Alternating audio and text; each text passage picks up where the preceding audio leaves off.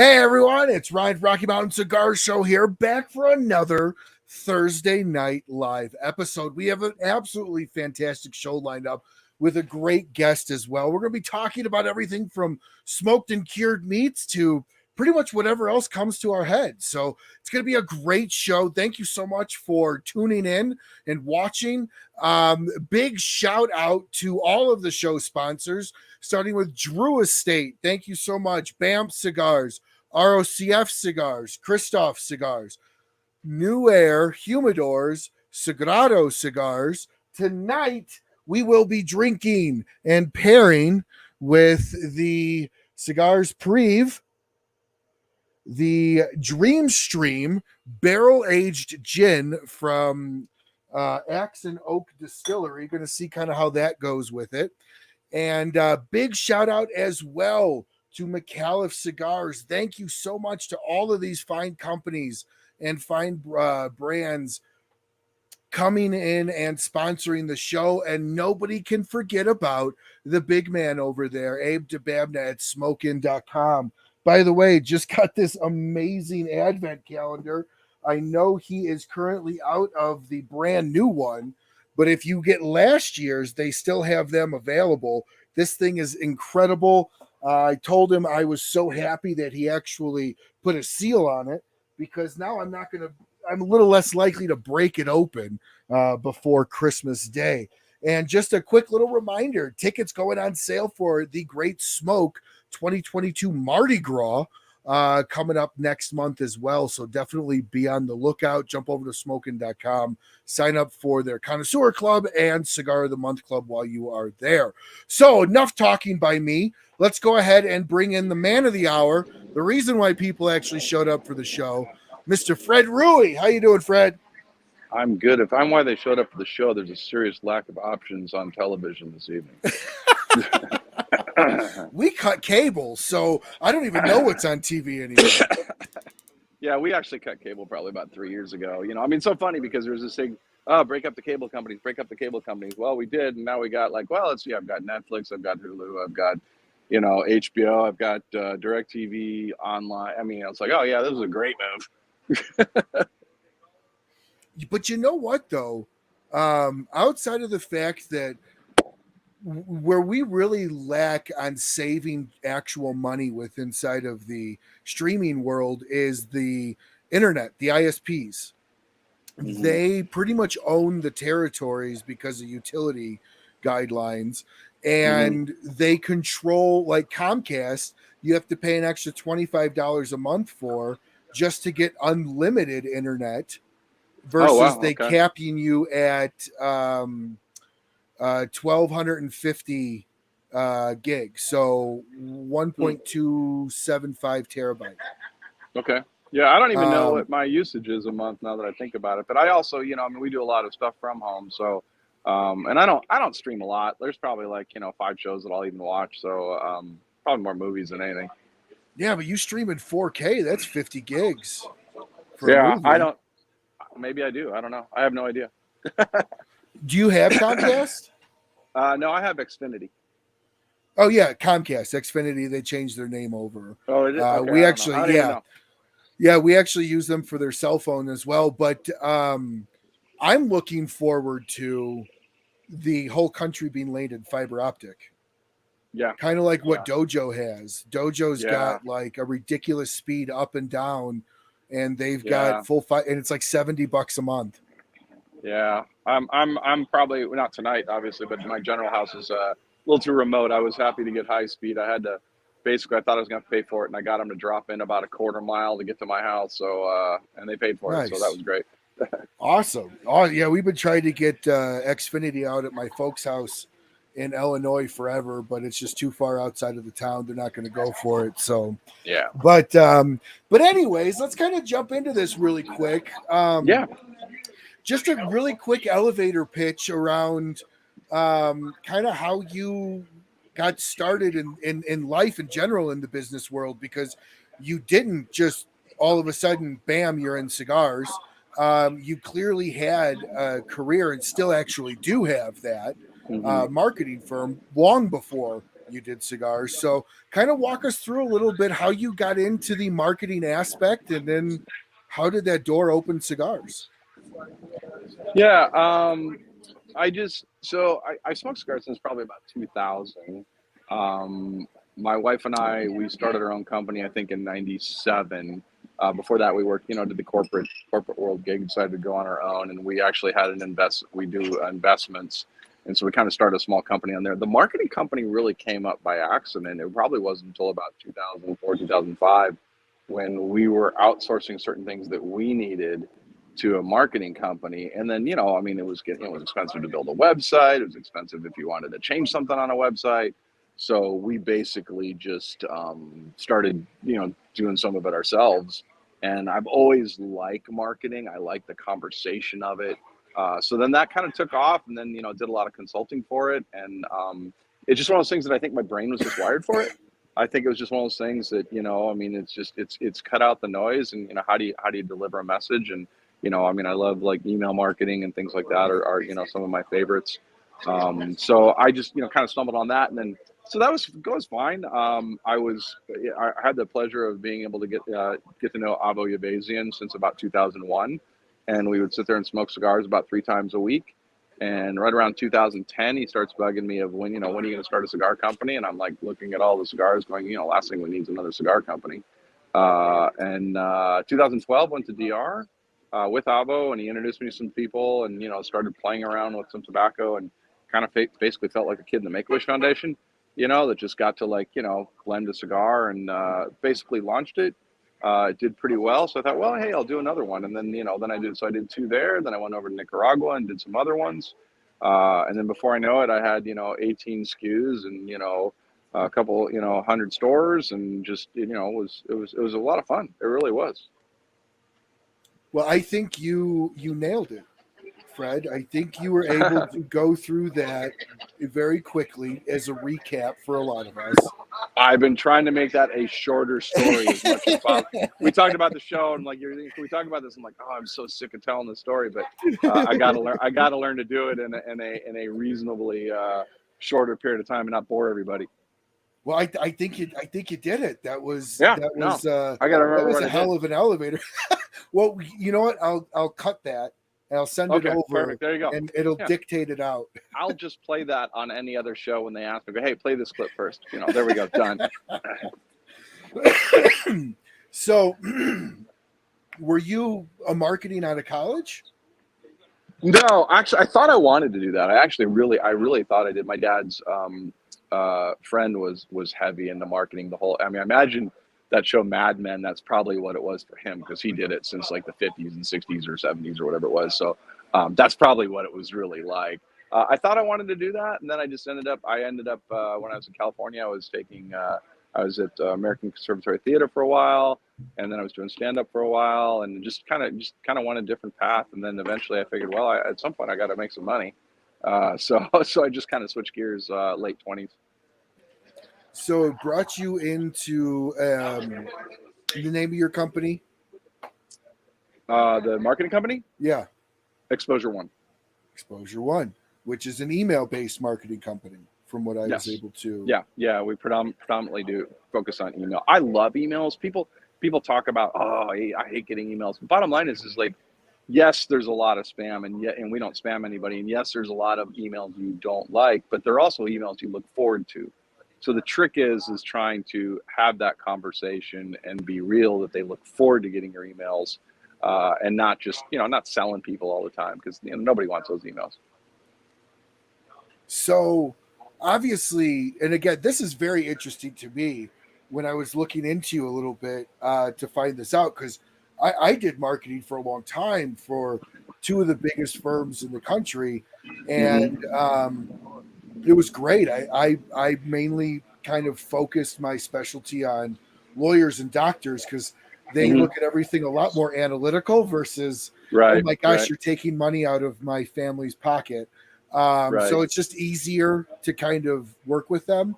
But what I'm curious is, I've seen the email world change through legalities of the unsubscribe button and everything else. So obviously when you started that, that legal terminology really wasn't there. So kind of what was I mean, did that look, startle anything?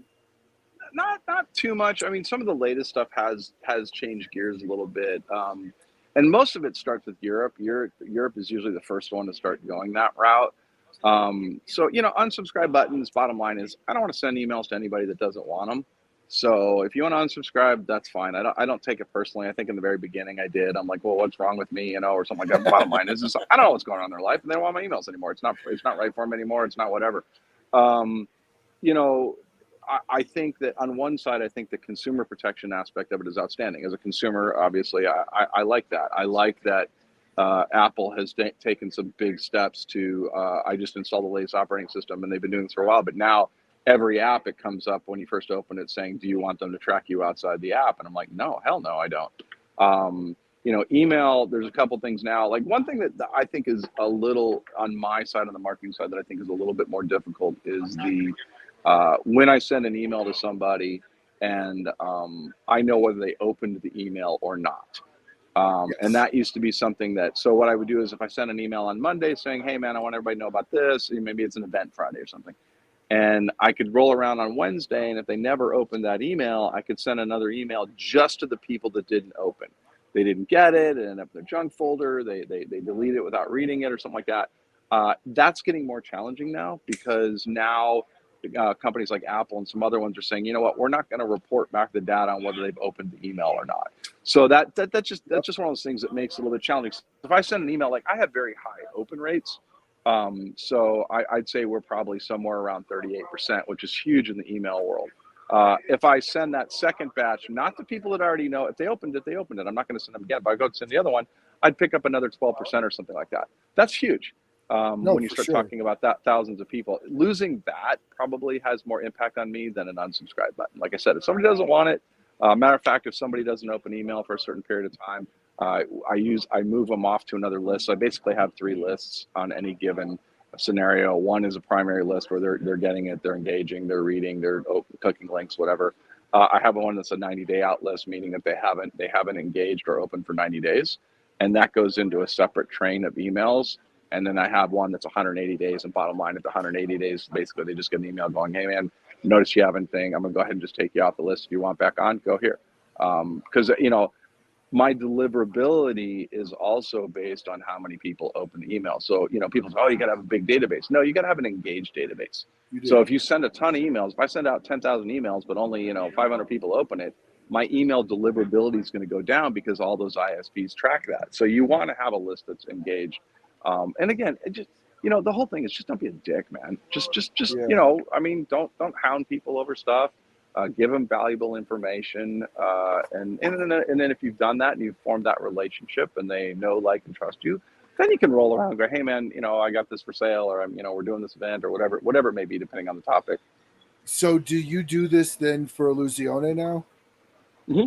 Yeah, so I'm the brand strategist for Illusione, so I'm looking at a lot of the stuff. Now, Dion already we're doing a big repackaging of things. We're not changing any of the blends, despite someone's going to smoke it and say, oh, you changed a blend. We're not changing any blend. I guarantee you we're not going to change what got us to this far. But we are changing the look of some of the boxes. And that's really because Dion's been around for so long. It's just time so you can see them on the shelf a little bit better. Aunt Jemima's been around since the 20s, and she's been refreshed several times. Yeah. So Dion already had that going, so I can't take credit for that. But I am really kind of spearheading the conversation about Illusione as far as podcasts like this. We've got an e-letter. We've been doing some little contests, a lot on social media, really engaging on social media, which is something that I brought from Nomad, because when I had Nomad, I was the first person in the cigar world to put my Twitter name on the outside of a band. And that really came actually here. I'm here at Corona on Sand Lake right now. And it came from a conversation here. I was smoking a cigar with a guy. I went to the bathroom and I came back out. He's like, hey man, I just found you on Twitter, and I took a picture of the, of the cigar and put it on social media. And I thought, well, what an interesting way to be able to engage with people. So at the time, this is 2012, so a lot of people were on Twitter, a lot of people weren't.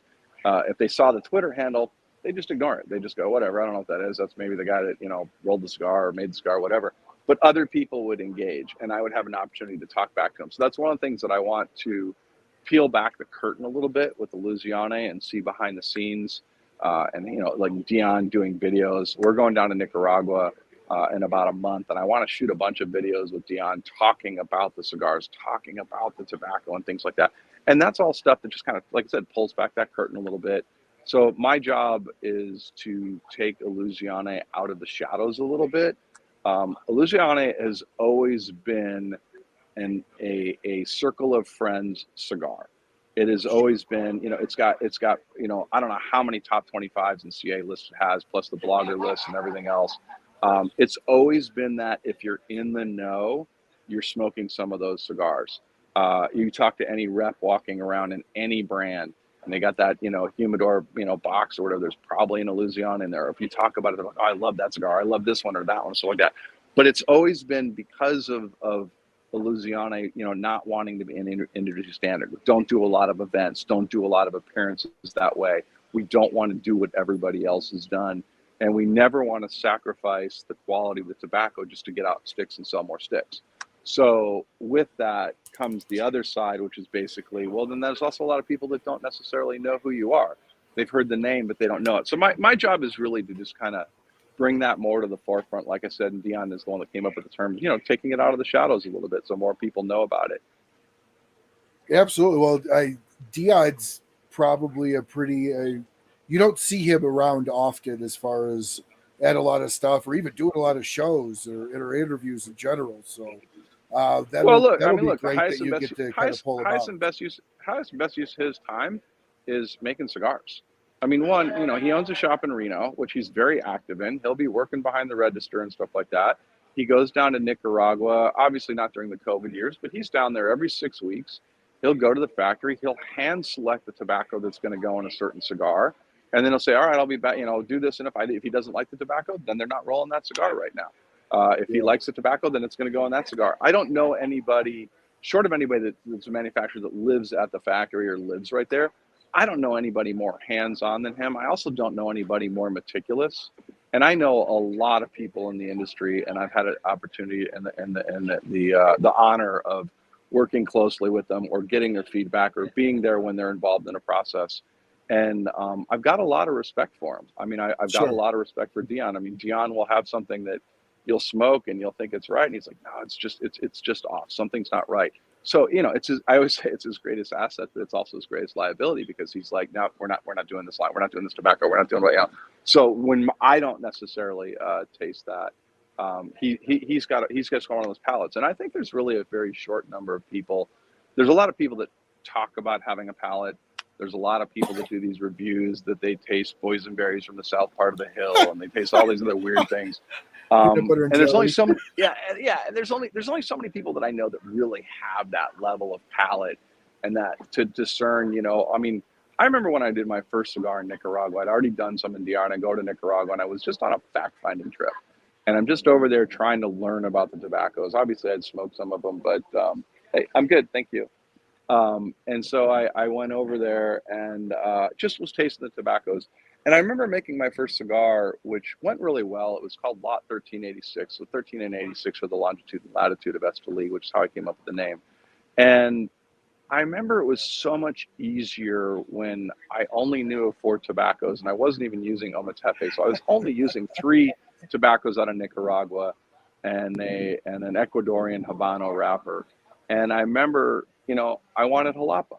And I'm like, okay, I want Jalapa. And Jalapa's in almost every single Nicaraguan cigar practically. And it's very different when you go down that rabbit's hole and you're like, you know, okay, well, which farm do you want it from? Because this farm is going to taste slightly different than this farm because it's, you know, either it was the soil makeup's different or it's on a slope of a hill. Then you start getting into farms and you're like, okay, well, do you want it from this side of the farm that maybe gets, you know, an hour and a half more sun than the other side does because the sun comes up over the mountain, whatever it may be.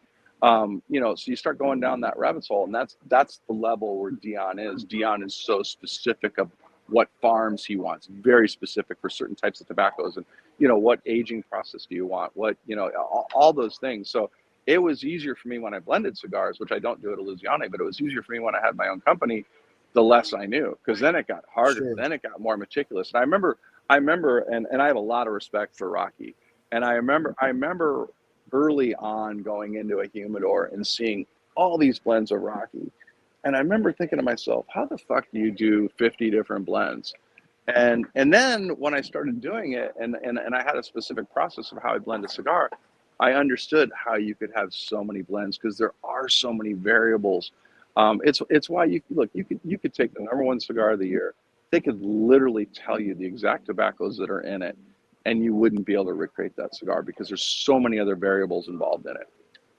No, absolutely. So now you're obviously getting to see Dion work, and you're understanding more of his mindset. But let's kind of back up a little bit.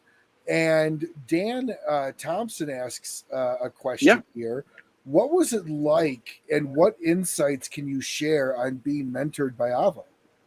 Oh, it's a great question, Dan. Dan's a great guy, by the way. Love And Dan's a fellow marketer too. I mean, that dude. Oh yeah. Man, I remember I saw him at Dan. I hope I'm not speaking on the turn, but we talked at PCA, and I remember, man, he's like going through all these things, and I'm looking at all these things he's working on marketing wise, and real good stuff, and he's real good with his audience. And the only thing I could tell Dan was like, dude, dial it back a little bit, man. You're doing so many things and doing so many things well, and he's a really good guy. So Avo, what was interesting, my takeaway from Avo was more the interaction. And so when I started, Avo was definitely one of those people that I looked at how they interacted with the people that smoked their cigars. And that level of authenticity. Avo was never wrapped up in politics. He was never wrapped up in sports. He truly loved cigars, and he loved people. Imagine being able to speak 7 languages fluently and be able to talk to just about anybody about cigars and convey that passion directly as opposed to through a translator. So it's one of the things that I really, really loved about Avo. And like I said, I mean, I don't think we ever talk sports. I mean, in well over a decade of sitting down and, hundreds and hundreds of hours, we didn't talk sports. Very rarely did we talk politics. He always talked about books. He always had jokes. He had a great sense of humor. He had amazing stories of his life that he just really embraced life.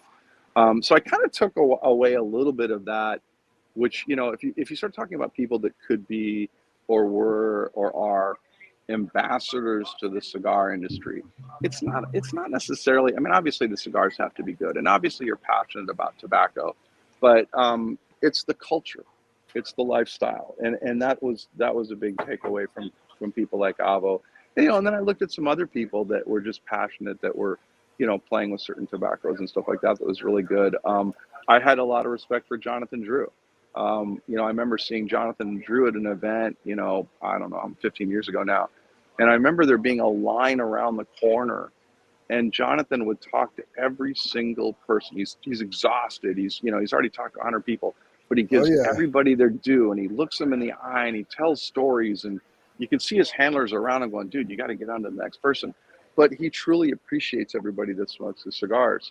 And I remember walking away with that. And when I started Nomad, I wanted that same feeling. I said early on, if a guy walked into a humidor and his budget was to buy 3 cigars, and if one of them was mine, then I owed him to try to make the best cigar possible. And if he reached out to me on social media and email, I owed him to respond to that, because that one cigar wasn't going to put me on a plane, but 1/3 of his budget went to me. It entrusted me that he was going to have a good smoking experience. And so that was, so there were things like that I tried to walk away from Avo's and Jonathan's and a whole bunch of other people for different reasons. People, Eladio with Davidoff and stuff, just the way he approached tobacco and the way he would break it apart. Hanky the same way, how he would break apart cigars on his palate and talk about what it needed and different things. I had a lot of respect for those people, so I really tried to take away that, not emulate them, but take away those qualities and make it my own for how I was.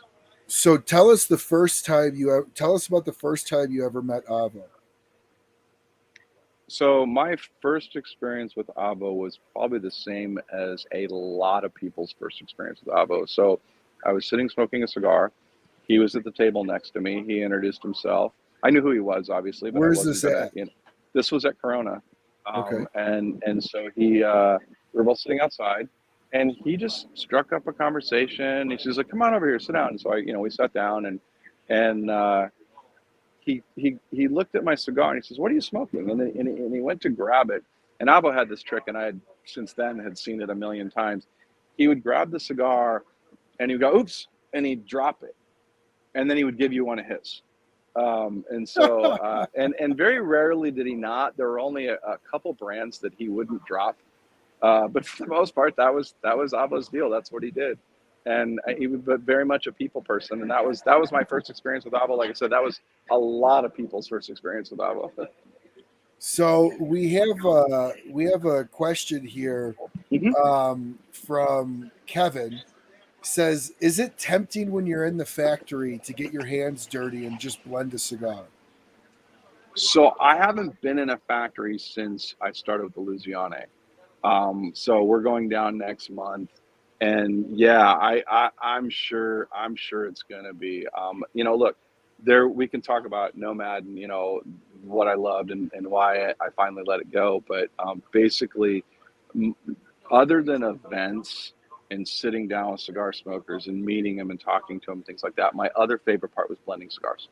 It really was just, it's like cooking. It's just like, you get these tobaccos. So my routine would basically be, I would have an idea in my mind of a cigar that I would be trying to fill, not necessarily the portfolio, like cigar smokers, depending, when are you smoking? Is it a breakfast cigar? Are you on the golf course? Is it after dinner, after a steak meal? So let's just say I'm going after something that's okay, I've had a big meal, steak. I want to have a single malt. I want to have a, kind of a bolder cigar with, some flavor, but a little bit stronger. And so I would go, okay, well, I think I'm going to need these tobaccos.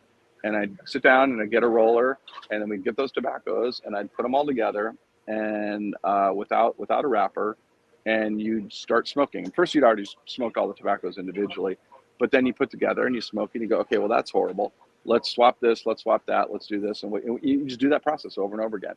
And, people talk about, I used to have this sign that at the one factory that I always had, that was when you walk out, everything, the fields and stuff, it's science. It's science. I mean, the soil, the growing, the fermenting, everything. But I had this sign that basically when you walked out of there and you walked into where the blending room was, it was basically, this is where the science stops and the art begins. And so, because that's like cooking, that's like, there's different things. So I would basically, when I'd get down to 3 versions of the cigar that I liked, and I would have 200 of them rolled of each of the versions.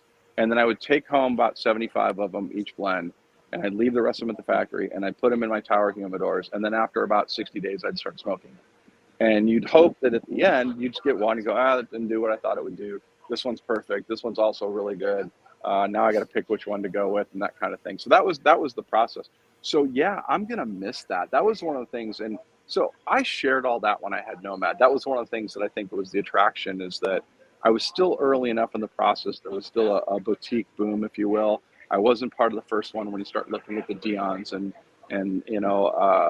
John Huber and Jonathan and all those guys, Matt Booth and some of the other ones, Pete Johnson. I wasn't part of that, but I was part of that second wave that still got away with it in 2012, where we were still relatively new. And so I just shared my experiences. I shared what I did right. I shared what I did wrong. And I think that resonated with a lot of people that always wish they could do their own cigar. So one of the things I was asked when I went to work with Illusione is that I've had on the shows is like, are you going to blend a cigar with Dion? And it's like, fuck no, I would screw it up. I mean, that dude's like, so I'm back to being like the kid in school that gets to go down and watch him work and watch how he goes through just the different bales of tobacco. I'm excited about that. Will I miss doing my own cigar? Absolutely. There's no question. Well, I mean, come on, Fred. Like, if you really, really ask Dion, I'm sure we could have an Illusione Rewey line called the Rue. I don't think so. No? Honestly, one, I wouldn't put him in that position. And 2, I don't believe that 2 people can blend a cigar. I really don't. I really think that you have to have in your mind what you want, and you can't have it's that whole too many chefs in the kitchen type thing. Sure. I think that you can get to a certain stage and you can share that cigar with people and go, hey, what do you think? And I used to do that when I had my own. And, you know, it's funny when you hand a cigar to somebody and go, hey, this is something I'm working on. What do you think? It's funny when someone would smoke that cigar and go, well, you know, it needs to be a little bit stronger. Well, you think it needs to be a little bit stronger, but you know, the correct answer to that, by It's the your way, baby. when someone gives you that, yeah, the correct answer to that is basically, what are you going for? What are you trying to accomplish? I remember, you know, both AJ Fernandez was instrumental in my learning how to blend certain cigars. Eladio Diaz and Davidoff was, not necessarily because we didn't get to blend cigars, but I would give him something to smoke, and he would ask me, you know, what are you trying to accomplish? What are you looking to do out of the cigar? What are you wanting to do? And I was lucky in that my approach to blending was, in retrospect, was the right direction, which was basically, you know, I think the job of a blender is going to look, these are the tobaccos I'm going to play with. What is the percentages? What is the ratios? What do I put together to have them all play well with each other and be the best possible representation of each of those tobaccos in that one cigar? I don't like them fighting. We talk about things being balanced. We talk about, you know, different flavors and subtleties and stuff like that. I don't want to smoke a cigar that one flavor runs away with it. And so if you can't accomplish that, you need to look at other tobaccos, or you need to change how, you know, what you're blending with, or whatever it may be. And so that part I like. So I also don't believe that two people can simultaneously have that vision. Now, I say that. It doesn't mean that there aren't two people in a factory somewhere, and I'm sure there are plenty of them that, you know, they have the same vision of what they're trying to do, and they understand they've worked together for years, and both have an in-depth knowledge of tobacco. I'm not saying it can't be done. I'm just saying that I would never ask Dion, nor do I think it would be fair to put him in that position, nor do I think I would bring enough to the table. I really don't. Could I taste a cigar and say, hey, I really like this, or here's, maybe we could do this or that, and I can provide that as feedback the same way anybody else could provide feedback.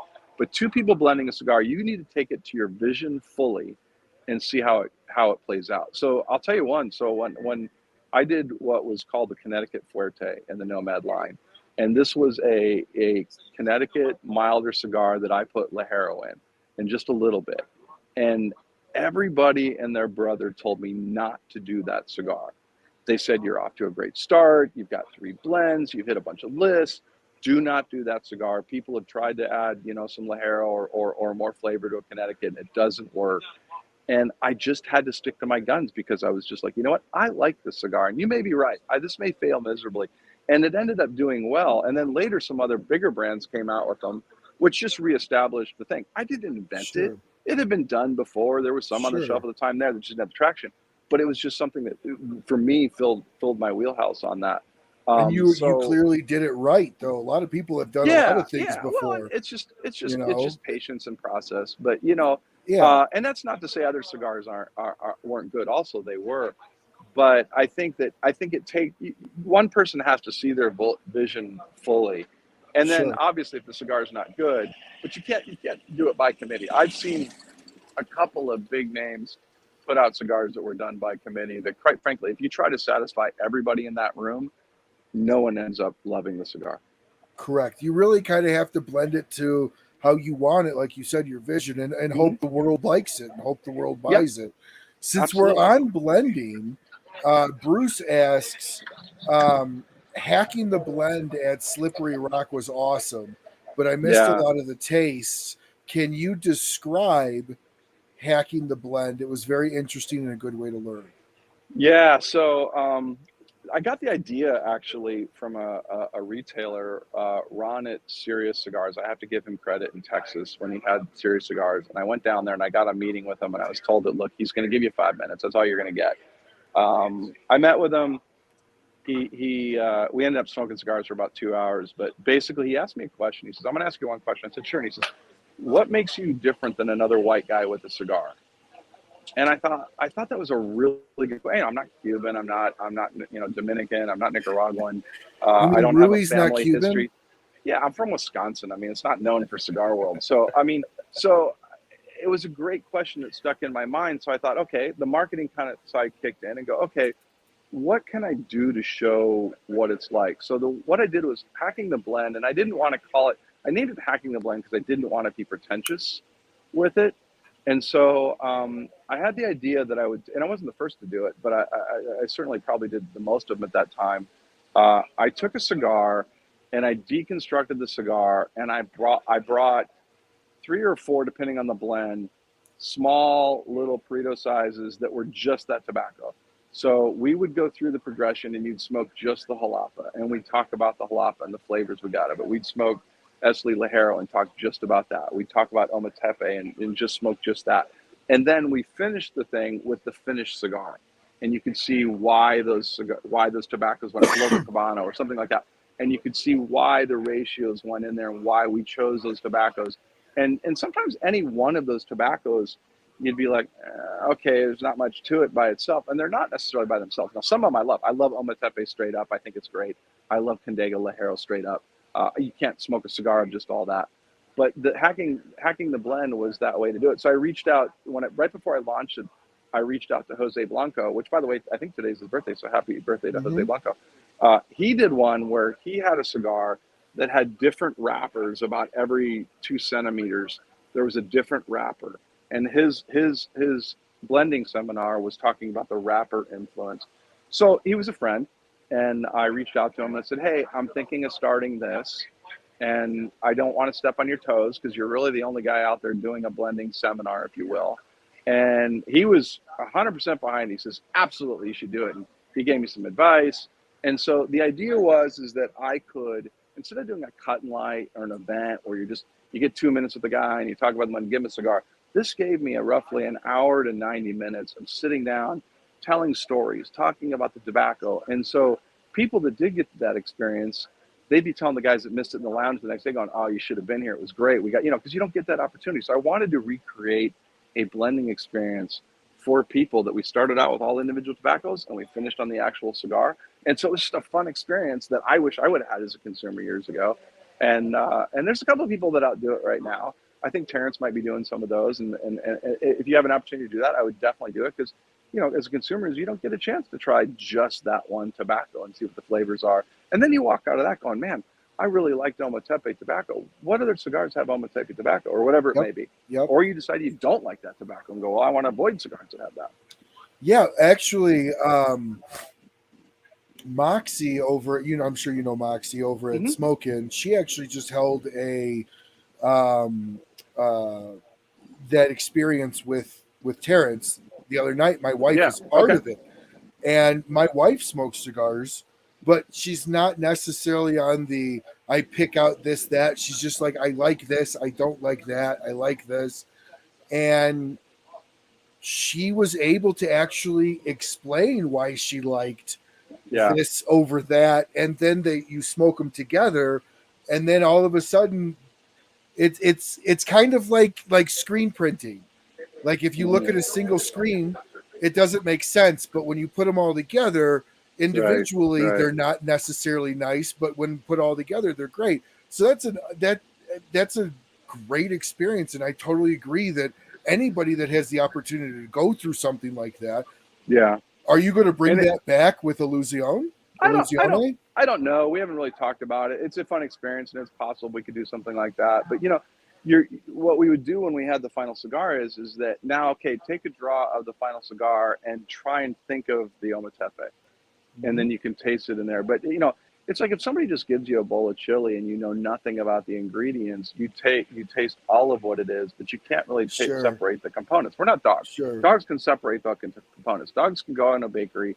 We smell bread. They smell every component of the bread. That's just the way that they are. We're not built that way. So, it's a fun experience. And I'd love to do it again in some fashion because it was just such a fun thing to do and a fun thing to bring to people that aren't going to be able to get on a plane and blend their own cigars or go through a cigar safari type thing or something like that. Now, when Dan was on, and something that I actually encourage everybody to try, an easy way to kind of give you the experience at home with a cigar that Fred's talking about is just take the bottom inch of the wrapper off of your cigar. And at least you can get the change of the wrapper being included. Obviously, it's not the full experience, but you can at least get that understanding of what the wrapper adds because, and I'm going to ask you this since you did this a lot, what in your opinion, this is a big bone of contention with a lot of people, is the wrapper taste ratio on a cigar part two of that question is does it matter the ring gauge, or is it the fact that the wrapper comes in more on a smaller and less on a bigger? I mean, it's all a factor. And for anybody that wants to try that, it is a great exercise. And Dan's absolutely right. And the way to do that is to take your cigar, take like an XI cutter, or it's typically easier to do the double guillotine, and put basically about 1.5 inches of the cigar into the cutter and squeeze down. Don't cut it, and just sear it. Just rotate it and sear that. You don't have to put a lot of pressure. It'll cut that wrapper, and then that wrapper peels right off. So when you light the cigar, you get to smoke that cigar, and then as soon as you hit the wrapper, you get that different flavor. So look, you're right. It depends on the wrapper you're talking about too. I mean, if you're talking about a Maduro, greater impact, it's also what is touching your palate when you have the cigar in your mouth, and so there's obviously flavors on there. I always say roughly 30%. I don't know if there's a good answer or a bad answer. Like I said, it really depends. Ring gauge can have some play into it. The ring gauge is more in play to me, not because of the mouthfeel, because I don't really think the amount of wrapper on the mouth, if you're talking about a 60 versus a Lancero, is really, obviously they're different. But when you start talking about percentage tobacco used in a Lancero, how much percentage of that is wrapper versus a bigger cigar, that obviously can come into play. It's why a lot of times when you talk about Lanceros, there's only so many blends that make it as a Lancero. You can have a good wrapper that makes a good cigar that doesn't make a good Lancero, because you really need to have a better wrapper as far as the burn's going to be and things like that, in that ratio in there. I think out of 18 blends that I had, I only liked 4 of them in a Lancero, and one ended up not being a Lancero and ended up being a Lonsdale. It's just not, and they can be great cigars, they just don't necessarily work in that. And plus, Lanceros are another animal for one reason. If you like a blend, it's worth trying a Lancero in. I think the reason Lanceros don't sell more is, one, I think it's a value issue. I honestly think consumers look at the shelf and go, well, for 50 cents more, I've got a 5x50 or a but 5x56. The time frame is the same. It can be. And the biggest thing about a Lancero is that if you like a blend and you don't like the Lancero flavor, there's really only 2 reasons. Either one, the Lancero wasn't blended correctly, or 2, you're probably hotboxing it. It's easy to smoke a Lancero too fast and have too much heat there all along the way. It was my mistake when I first started, and I was, I smoke relatively quicker. And when I first started smoking Lanceros, I'm like, man, it's just not right. And I remember a very well-known person in the industry saying, dude, slow down when you're smoking Lanceros. There was just too much fire at the end of it. So the next day I smoked another one, I slowed down, and sure enough, it was like a totally different cigar to me.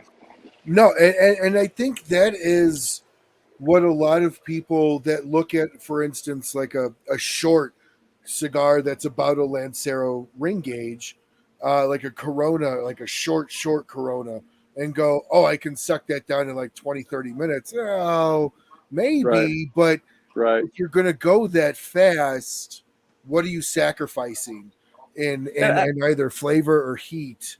Yeah, and I think some people just think it's too feminine. I think some people just, guys look at it and go, oh, it's too fat. That's a girl cigar.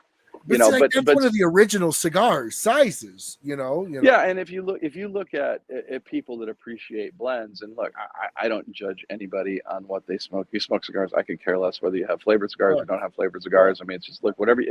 I don't like $2 cigars, but you know what? If you like a $2 cigar and that's your cigar, good for you, man. I wish I did. Absolutely. So Lanceros are just one of those things that, it's definitely worth trying. And the smaller ring gauge is if it's done right. I mean, some of the best cigars I've had are 5x50 and smaller. No, for sure. And to your point, like when I used to do reviews, I don't do them anymore because YouTube makes it so hard to get views. It's not worth it anymore. But when I used to do reviews, and people would be like, how do you get those flavors? And I look at them and go, why does it like, are you smoking a cigar to pull out a flavor, or are you smoking a cigar to enjoy it? Like, I smoke a lot of cigars, so my what was that? Motorcycle. It's a motorcycle. Oh, okay. I'm like, so my palate picks up certain things. The real main point is, did you like the cigar you smoked?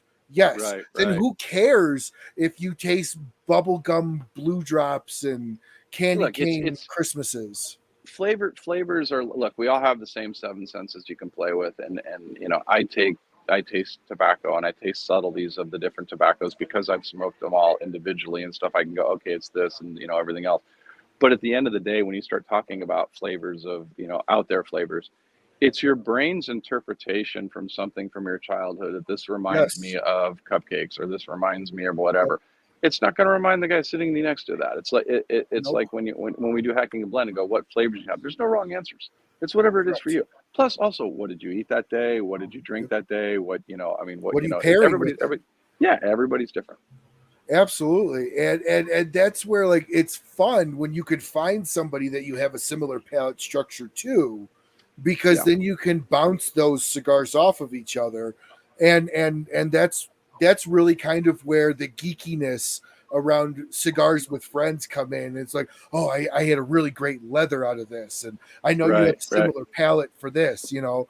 And right. so but kind of moving on and getting back to you being a brand strategist for Illusione, Hmm.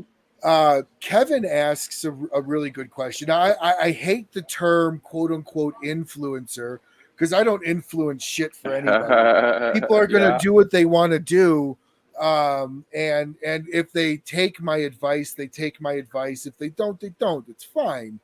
But he asked, now that you're the brand strategist, are you going to be dealing with an influx of influencers? If so, is there a criteria that Illusione is either working on and will release or currently has for working with influencers? I added a little bit to it. yeah. It's a great question, and it's obviously a very controversial question. So I appreciate Kevin bringing that up. Um,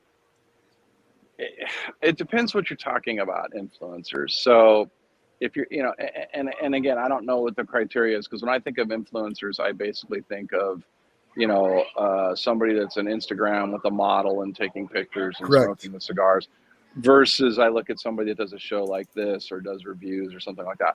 I think people that do shows like this, I think that the people that write reviews and stuff, I think they're influencers by nature anyway. I don't think any one of those things, I don't think any one group makes or breaks a cigar. I really don't. I think that there's a plus side if it's positive. I don't think there's a huge downside if it's if it's a negative. We all have egos like everybody else. We want our cigars to get good reviews.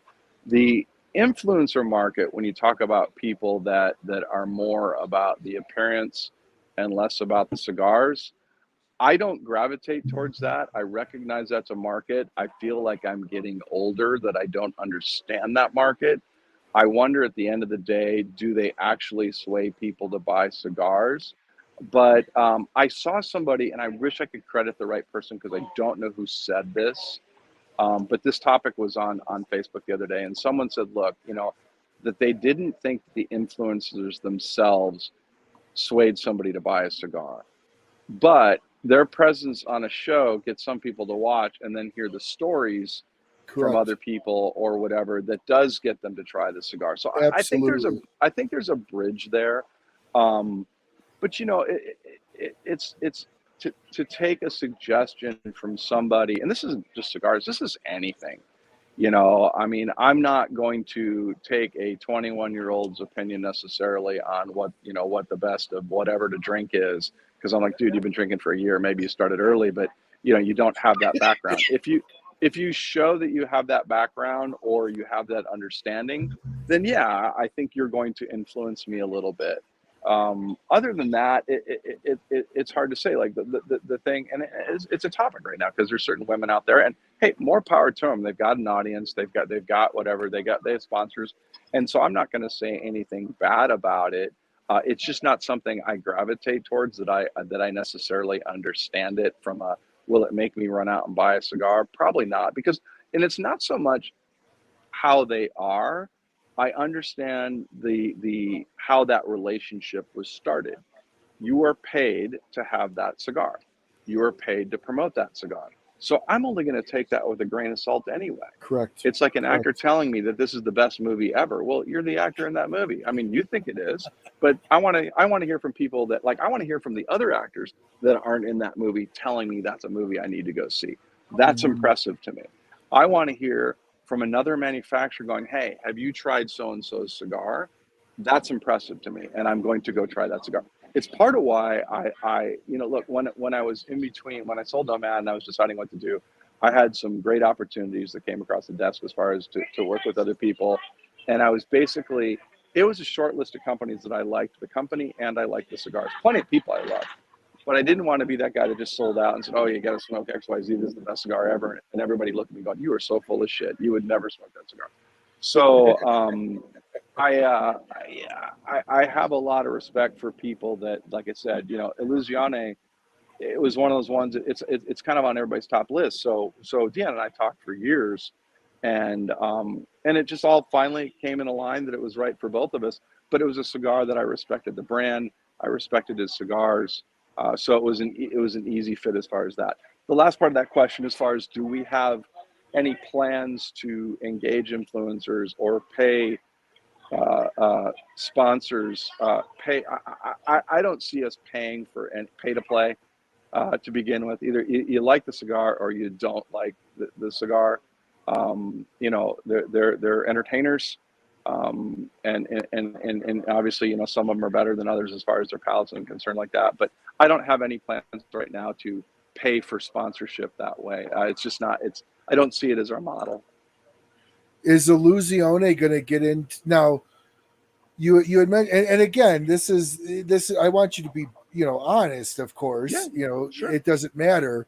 But like obviously, you see that my show we run ads at the bottom of the show, and I personally feel that with the regulations around how tobacco can be marketed, that really the only outlet for the cigar world is the shows that we're doing, because it's not like you can go into Time magazine anymore and take out a one-page ad.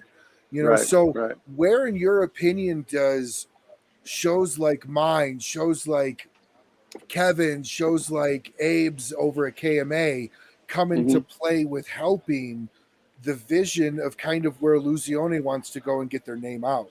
Does that make sense? Yeah, no, it does. It does. And I think, look, we do some, we don't do a lot. I mean, look, everything is budget driven, and any dollars you spent, the money's got to come out of the cigar somewhere. So if you're getting into boxes that are over the top, or you're getting, we don't do a lot of swag, because the reason is that, it costs money. So you try to look for meaningful interactions. You try to, if you're talking about, outright, yeah, there you go. If you're talking about outright sponsorship of things like that, you just got to go, okay, is there enough viewers? Is it going to move the needle? As a marketing guy, I also know how hard it is to quantify that. It's very hard to say, and it's the hardest. It's, part of our company does social media stuff, and it's the hardest thing to quantify, and say, look, if you spend, $500 a year, $1,000 a year with this, this show or this ad or whatever, it's going to equate to this much revenue. As an aggregate, you try to measure it, but it's one of those things that is very, very difficult to track. So we do some. We try to do some that's meaningful. We've expanded some since I've came on board. We'll probably continue to expand depending on the shows. But you got to look at the show. I mean, how much are they charging versus how much are they really getting presents? If I hear a show that the beginning of the show, or like this one's got banners, which I think is kind of cool, because there's a presence there for each of the brands along the way. I've seen some shows where literally in the middle of the show they rattle off like 10 different brands and then they're done with it. I don't think that has anything meaningful. I really don't. I think nothing compares to the relationship of like being on a show.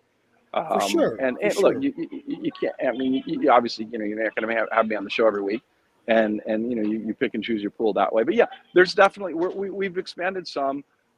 It's a case by case basis, and again, as an aggregate, all the money we spend, that money has to be made. You know, that's the thing that can eventually cost more for cigars, you know, so I'd rather make sure we never sacrifice quality. We never worry about, you know, how much we were spending on that because you got to do this. It's a slippery slope. I think there's a middle ground there that makes sense. I think some companies have gone way overboard on how much they market. And look, you know, there's the line in marketing. Good marketing will, you know, if you have a bad cigar, good marketing will kill it faster than anything else. Correct. So, I mean, yeah, but I think there's an area there. And you know, Illusione is a inside of the cigar geek world is a huge brand, but there are some places that still don't know that. Yes, potentially, right? I mean, yes, or maybe they heard of it, but you guys aren't in a certain state. So that's where when you guys do, if you do like some kind of a show sponsorship, it's got to be strategically placed out to kind of, are we in that area? Is our penetration in that area? But I mean, the way, like with the brand, with the ads across the bottom of the screen, you're 100% correct. I could do the voiceover commercials. However, I don't feel that is a value for money versus being able to show the brand at the bottom for X amount of time, a dozen, 2 dozen, 3 dozen times a show. Because even if somebody doesn't know that brand, now they go, well, I watch this show all the time. Who's Illusione? I'm going to go look them up, and I'm going to find out that I could buy them at Abe's shop, or I could buy them at, you know, XYZ shop, or, you know, and so they're definitely, I agree with you. It's the type of show or sponsorship marketing that's given as well versus just the show itself. Yeah, I think it needs to be organic. So, and just off the top of my head, so I'd be more inclined to pay for not an ad. I'd be more inclined where you did a 5-minute segment saying, "Hey, I want to talk about this Illusione cigar today. On today's show, I'm smoking whatever." Now, obviously, you're going to smoke whoever the guest is, so you may not be able to smoke that cigar. And it's a little different if you got the guy on the show the entire time, because that's just awkward. But you know, there are shows that don't have guests all the time or have segments. But you know, that's a more meaningful. If I'm your viewer, it's more meaningful for me. Okay, so perfect example. So Abe is a sponsor of your show. You know, you got the banner, you got the post in the background. Way more meaningful for the literally 30 seconds you pulled out the advent calendar and talked about that, as far as, you know, it's got the seal, and that's more meaningful message to me than any banner, any you reading off whatever copy I sent you. So it's that organic conversation that I'd be more interested in pursuing than necessarily just the paid ad that everybody does. For sure. Because when they're all in a row, like you said, you know, you just tune them out. If I'm a consumer, it's like, oh yeah, okay, you know, and so, and again, impossible to quantify. No, absolutely. And that's, you know, one of the things that I tell everybody that does come on the show as a sponsor is, if there's anything you specifically want me to address, let me know. I'll address it before the guest comes on. You know, any new stuff that is rightfully within what they could do. And I do believe that adds much more value to the company. Because it's more valuable to the company. It's more more value to your viewer. Correct. Know? But so I'll tell you one thing right now. That I haven't even announced yet, because it doesn't get announced till next week. So Fred's going to be a sponsor of the show? No, I'm just kidding. No. We have, so Dee and I necessarily we don't necessarily agree on the naming of it, but in the warehouse, there's basically cigars that, for whatever reason, are not pushed or just kind of get sidelined, and they're great cigars. Now, the real reason, or probably the biggest reason, is, quite frankly, we all like smoking them and we don't really want to get rid of them all. But so what we're going to do this holiday season that I thought would be really cool is we have some, and I talked to Dion and he agreed to it. So we're going to release 400 boxes of the D'Asta, the Epernay D'Asta, which is a 10-count box. And it was number 7 cigar of the year. It's an amazing cigar. So to me, you know, we're gonna release 400 boxes of it over the holiday season for everybody to pick them up around the holidays. So that's something that, you know, I want to do more of. that gives you something like you. And I only thought of it because you started talking about, what cigar to talk about or something like that. But that's something I haven't even told anybody yet. Like I said, literally the only people to know are the people in our Breaking company. news. That's right. There we go. Breaking news. Yeah. So we're gonna get what again? 400 boxes of the Epernay d'Aosta, which, by the way, this isn't a re-release. This isn't a rerun. This is what I love about this particular part of the warehouse. These are the original run. These are the 2019 cigars. These are the original number 7 cigar of the year, packaged as they were 2019. So I want to do a little bit more of that. Sure. I want to do some of those things. Now, how much I can pry away from Dion or something, I'm not sure. But it's just fun. It's just, and as a cigar geek, as a circle of friends type guy, it's like, oh, this is cool. So I want to do more of those type things. And like I said, my role, like shows like this, is just like you said. There's I remember sitting with a bunch of guys.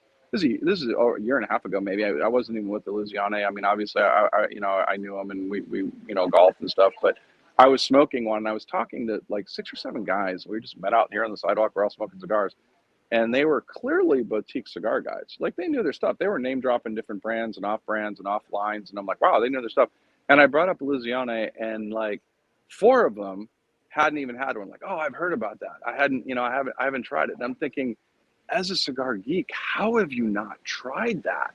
How have you not gone over to that brand? And it's because they don't know. And so that's largely what I look at my role is like, we've got to get it out of the shadows of these people. Because if you're a true cigar guy, you're missing out by not some of those being in your mix. And look, it's not like 15 years ago. A guy went out, he bought one cigar, one size, took the box home, and that's what he smoked. Now we're like wine drinkers. What am I in the mood for? What flavors do I want? What brand do I want? What did I eat? What time of day is it?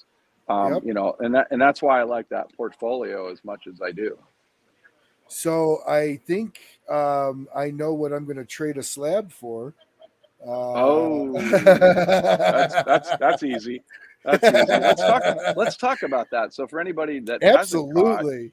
So I'll tell. May I tell the background story to it? Yeah, please go ahead. So I have this, I guess, reputation that preceded me that I like bacon. No surprise, I don't know a whole lot of people don't like bacon. And so it's just one of those things that more and more times I was having bacon, and I've had, 150 different companies or whatever it is. And I'd post it and make jokes out of it. And then, then I get a bacon company going, hey, can we send you some bacon and you can try it? I'm like, sure, why not? Apparently I'm a bacon influencer. Didn't know that was a thing. So Abe sent me a message. You had made some bacon for Abe. And Abe sent me a text, and he's like, dude, have you had Ryan's bacon? I'm like, no. And honestly, I took that immediately as like someone giving me a stock tip, like, okay, dude, whatever. And he's like, no, this is really, really good. So I'm like, all right. He said it's the best bacon he ever had. So I'm like, wow, that's, and I trust Abe because he's, look, I've seen his food posts other than when he's packing healthy lunches. We've talked a lot.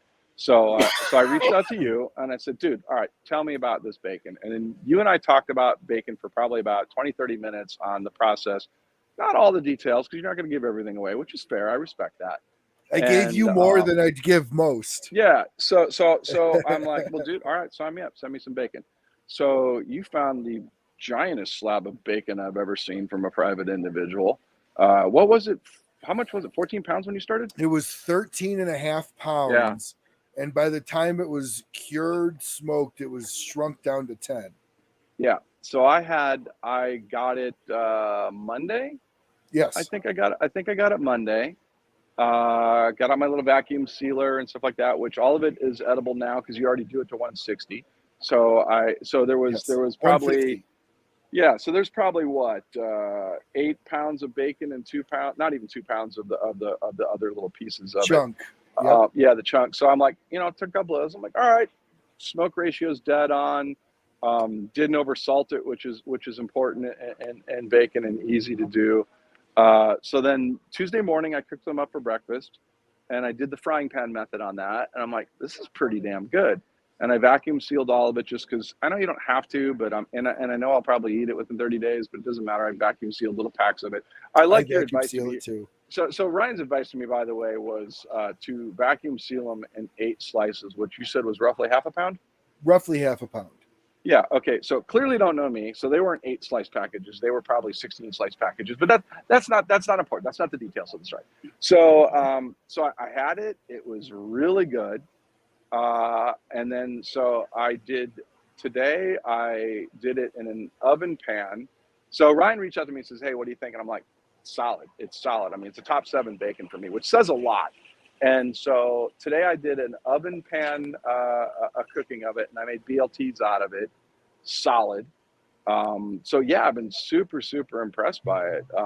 It is no doubt. Yeah, it is no doubt. I can say this, and I don't want to like puff up your head, but it probably did make top 5 after today's batch because I had to snack. I did an entire pan, and there wasn't any left over after 2 BLTs and snacking. But it is no doubt the best bacon I've ever had from somebody that's one-off doing bacon, like not a company that's in business to do bacon. No doubt. Well, yeah. It took a long time to get there. And to be honest with you, Abe reached out to me a couple months ago, and he's kind of been whispering in my ear, "Sell it, sell it, sell it." And then he calls me and he goes, "So just to let you know, Fred's going to be reaching out to you. I told him about your bacon. He wants it. If Fred likes it, you're going to get a shit ton of orders. So just be prepared if you say yes." I'm like, okay. It's good. If you're watching the show or either recorded or live, and you want to get bacon, and look, here's the thing I'm going to say, because it's going to be the first thing when someone orders and they hear the price and stuff like that. This isn't your walk into the grocery store buying a rack of bacon. There's some good things in there if you're talking price per pound, but we're talking about gourmet bacon here. We're talking about something that's craft. We're talking about something that's done very specialized. So this is not probably your everyday bacon. I mean, it could be my everyday bacon, but everybody decides what they want to spend their money on. But if you want to try something different and something that's high end quality, yeah, I'd highly recommend it. I mean, it is good. I mean, this isn't the first batch I'm going to order. It's the first batch I ordered. It won't be the only batch I order. But yeah, no, I mean, I would highly recommend it. If you consistently replicate that process, I do every time. You could clearly be in the gourmet bacon business. I've got it written down. So I also do, and next time you order, I'll throw a little bit of this in. I didn't have any to throw in, or else I would have. But I also smoke my own AP mix, which is salt, pepper, garlic. So I smoke my own. I smoke 2 pounds of salt, pepper, and garlic at a time, and so 2 pounds of each. And then I mix my own, because AP all purpose is essentially just salt, pepper, and garlic. And then 100%. And then I mix my own blend of garlic to salt to pepper, but the whole thing is smoked. And my wife is on me right now. She's like, "We're out of salt and pepper. You've got to smoke it." So I'm buying about 2 to 3 pounds, and I'll smoke that. Okay, so you don't have to answer this question. But sure. I'm a salt guy. So my spice, I have 2 cabinets that are full of spices actually. There's probably roughly 23 different salts in there. So you don't have to answer this question, and you can tell me offline or not tell me, because if Fred, I'm not going to tell you. I am curious what salt you use for the smoking. I use a pink Himalayan. Okay. All right. And the reason why I use pink Himalayan is I tried several different salts, but I find, and this sounds weird to say it, it's the least salty salt. Yes. And I like being able to add more salt to my blend every now and then if I want, and it's not going to overdo it. So it's one of the things I stole from Saga, which was stolen from a place in New York, is that I cook tomahawks and ribeyes on salt blocks. And one of the first things everybody thinks about, and by the way, I can tell people how to do it so you can do it at home, because it's a killer presentation. It doesn't cost a lot. Cooking a ribeye on a salt block and serving it on a salt block, the first thing people think of is that, it's going to be too salty. And a Himalayan salt block does not impart that much salt over to the steak. It does some, but it does the appropriate amount. And that's the thing about Himalayan has the pink salt has two big advantages. One is exactly what you're talking about, is that the actual salt is very different because of the concentration of water and how it's created. And two, Correct. it's an excellent one for smoking because of the absorption rate of the Yep. molecular breakdown of Himalayan. Yeah, it's more porous than most salt. It's not as dense, and I actually Yeah. find it goes through the I have an electric grinder that I add my entire blend to and shake it up, and I find that it goes through the grinder better. It doesn't get Yeah. as cakey. Yeah. So next time you get some, I'll throw in Yeah. I'd some love to salt, try it. pepper, Yeah. garlic, because Yeah. I do a whole peppercorn. I don't crack my peppercorn. Mhm. And a lot of people will crack their peppercorn. But what I actually found when I did that is it tasted more like pre-ground pepper after it was smoked because it cooked the oils out versus just coating the outside of the peppercorn, allowing the peppercorn to hold that oil inside. And then when you ground it, it added the smoky and you never lost that pepper. Right. Yeah, that's good. Yeah, I mean, look, when you start talking about salt, pepper, garlic, I mean, so we do. I'm with several guys that do a lot of smoking meats and stuff like that, and we talk about briskets and all the other stuff. But I'd say easily 85% of whatever I do is, whether it's steaks or whatever, is simply salt, pepper, garlic mix. That's all it is. I don't put anything else in there. Sometimes you will if you're trying to go for something else, but that if it's done right, that's all you need if you're dealing with a quality piece of meat that you don't that Yes. you want to enhance but not necessarily bury. That's what pulls out those flavors very Yes. appropriately. No, I totally agree. And in fact, it is my wife and I's go-to steak seasoning is that AP, because when you do the smoked salt, pepper, garlic, especially the smoked, you get that when you hold on, sorry, something just went on in my ear. So when you get that smoked salt, pepper, garlic, you put it on the steak, even though you're not smoking the steak, you still instill that smokiness to it. Yep. So for me, and on top of that, have you ever bought smoked pepper, smoked salt, smoked garlic? It's like $10 for like a couple of ounces. Yeah, I've got several that are different smoke. They're little tins. So if you take like a chewing tobacco tin, which I don't buy, but I've all seen them in people's back pockets, it's basically twice the thickness of that, and I'd say it's roughly $12 for one of those. Yeah, and so like I buy a pound, but I cold smoke. You have to cold smoke your salt, pepper, garlic. You can't hot smoke it. It'll completely destroy it in every way. And a lot Is of that people are is it the garlic? uncomfortable. Is it the garlic that gets bad because if you do it too hot? Yeah, so most Yeah. smokers typically will start at 150 degrees, and I smoke my seasoning for 8 hours. Okay. So when you do it for that long at 150 degrees, you scorch the garlic, but you also cook the flavor out of the pepper as well, in my opinion. Gotcha. And so what I do is I do a full-on cold smoke bath for about 8 hours. I usually add in pellets every 2 to 3 hours, and I do like a heavy blanket smoke. I have what's called a nut bag, which is a cloth porous but not super porous, not like a mesh bag, and that's what I smoke it in, and it really does make a big difference when you add seasonings to the stuff like that. So but with my bacon, honestly, man, the first time I did it, when I shared this with you, it was a fucking salt tablet. I had to cook it, wipe the pan out, and recook it just to get the grease out.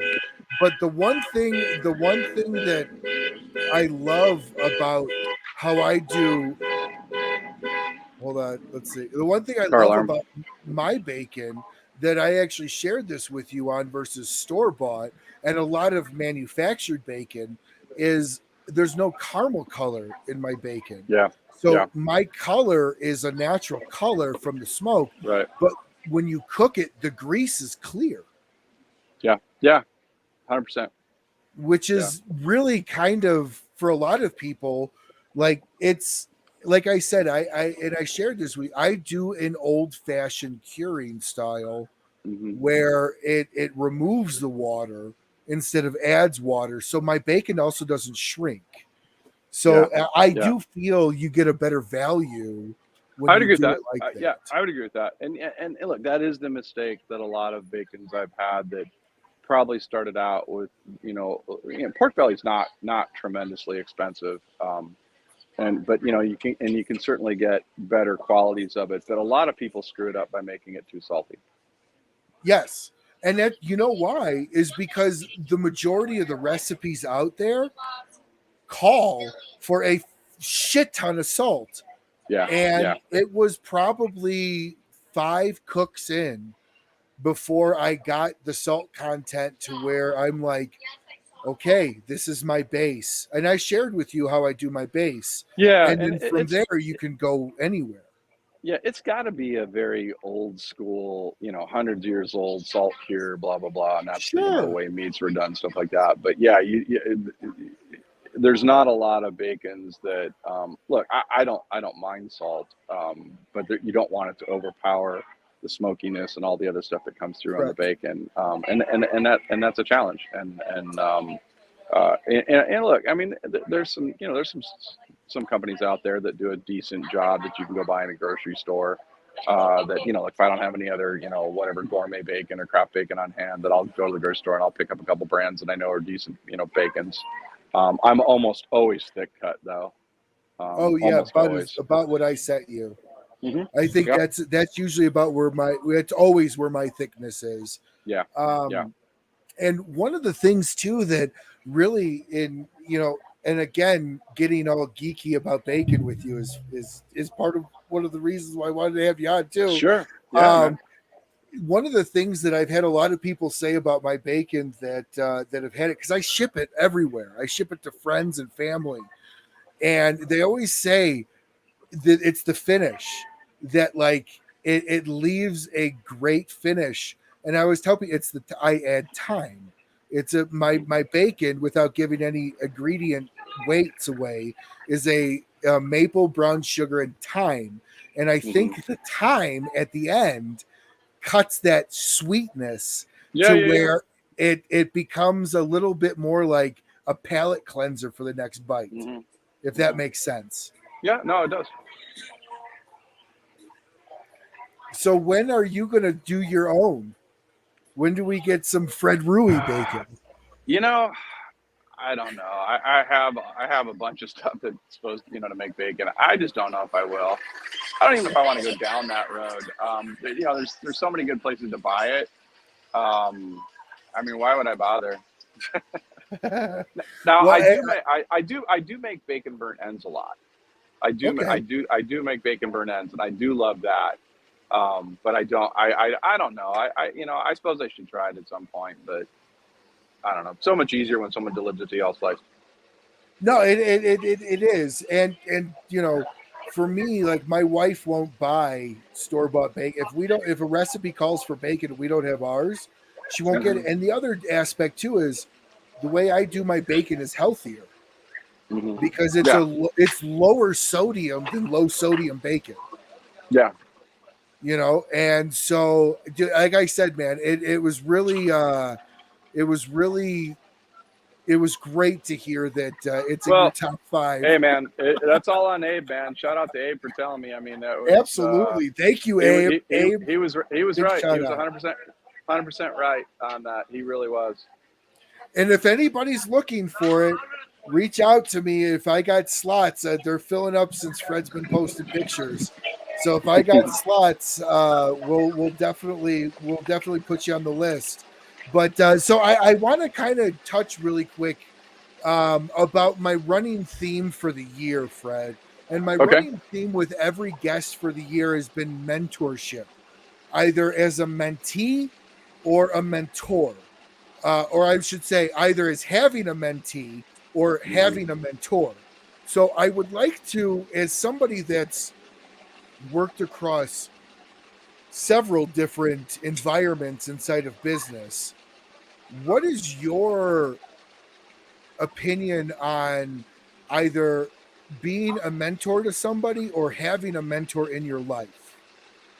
Well, I don't think I mentor anybody. I mean, I think I can give people advice and just tell them what I've gone through and stuff like that. I'm probably downplaying that a little bit, but as far as mentors though, yeah, I mean, you get people that can really steer you in the right direction, and not just help you from give you like, hey, go do this or go do that, but they're the ones that make you learn more. I remember when I was struggling with a blend at AJ Fernandez's, and when I first went there, there was only a couple guys that made cigars at AJ's factory outside of AJ and what he did. There was only like three that I knew of, and so it was one of those things that it was an honor to be able to do a cigar there. But what I really appreciated was that AJ was always trying to teach me something in a lot of ways. So I remember struggling with the blend and not having, it was a C276, and I had never used Ometepe before. And we're smoking the cigar that I had and didn't have Ometepe in it. And we were smoking them, and then we were in the sorting room, and he said, it's good. And I said, it needs another layer of something. I was going for that after dinner cigar. I wanted something very complex, but a lot of flavor. And he said, you need to try to take out a little bit of this and put in a little of the Ometepe. And Ometepe is not one you need to use a lot of. And I said, okay. I said, let's try that. And I go over to the table. He's like, no, no, no, no, no. He says, you have to go to the island, and you need to go see the fields, and you need to go see why what makes this tobacco. I'm like, well, crap. Now I'm going to Ometepe. So it's a funny story. So my wife and daughter were down there, and understand that they're both great travelers. My wife, I married way above my pay grade. She doesn't care about jewelry or any of that stuff. She just wants to travel. So we go to Ometepe. It's not like there's a hotel there. We go across the island. We're staying in this place that's kind of got this, they're kind of wood rooms, but metal all over the place, and they had mosquito netting. And my wife's like, oh, that's really romantic. They got the mosquito netting around the beds and stuff like that. And the guy that was working there says, oh, that's not for the mosquitoes. I said, what's it for? And he says, it's for the tarantulas. And I'm like, son of a bitch. I mean, I'm just picturing. So the end of the bed where you go into the mosquito netting has got a seam there, and there's clothespins to close it. So I steal the clothespins from my daughter's bed, and I'm like putting extra clothespins on she's young, she'll be fine. And apparently they're not poisonous. But I don't want to be that one guy that finds out, oh, you know what? Turns out there is a poisonous strain. He got bit and he died.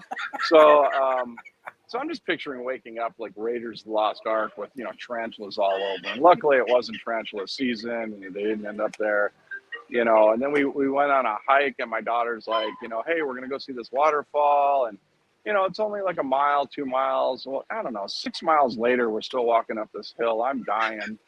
And we're going through the jungle, and I had never heard a howler monkey. And if you've never heard one, go on YouTube. It doesn't sound like a cute, squeaky monkey. It sounds like something out of Terminator. So we're walking through the jungle, and then we hear this screech come over that just echoes through the mountain area. And my only thought was, I can't outrun my daughter and wife, so I'm dead. But back to the thing with AJ. But I got to see the fields, and I got to see why that tobacco was so special. And so, yeah, something like that is, he could have just let me pick up the Ometepe and play with it and do that kind of thing. But he was one of those people that's, said, try this and have you learn from it, have you understand and the mechanics of what it was. And there were people like that. Hanky, was very influential, more than he knew, but I had plenty of times that I'd be down there with him and Avo and smoking cigars in Hanky's office, and just, in Eladio, and just listening to what they talked about tobacco and what it did and what it would do later and things like that. And that was very instrumental. And that didn't happen the first year I was down there. The first year I'm just another guy down there with, that wants to make cigars, but I'd go down there for blocks. Yeah, I'd go down there for 3 or 4 months, and I'd go to the fields and I'd learn. And then and it was weird because I remember it, there's this point where all of a sudden it's like all the guys got together and said, okay, he's all right. We can go ahead and tell him some stuff. And it's like the amount of information they would share was way more than I thought they would, because I thought they'd be like trade secrets. But they saw when you were genuine about it, they were more than apt to to share information. And that was a good feeling. You kind of like, I kind of paid your dues, but I Sure. felt like you could have been down there even longer. It was more what your mentality was than it was just paying your dues. It's that you really wanted, you didn't, some guys go down there and they literally just like, roll 3 cigars before you get there and they slide them across the table and you smoke all 3 and go, yeah, I want this one. Great. Well, throw your band on it. You're in business, but when they see that you really want to know the processes and you're really learning in the processes, and I went down there and it was checked, even at the end, it didn't matter. Check the ego at the door. They're always going to know more than you. You could spend your whole life down there and not know what they know. It's in their DNA. They've got generations or whatever. They just live and breathe that. That's And awesome. you learn and you just shut up and you listen and you ask questions, and they were very accommodating. So there were several people to me that I either respected from afar or got to closely, be around and see their processes and understand more of it.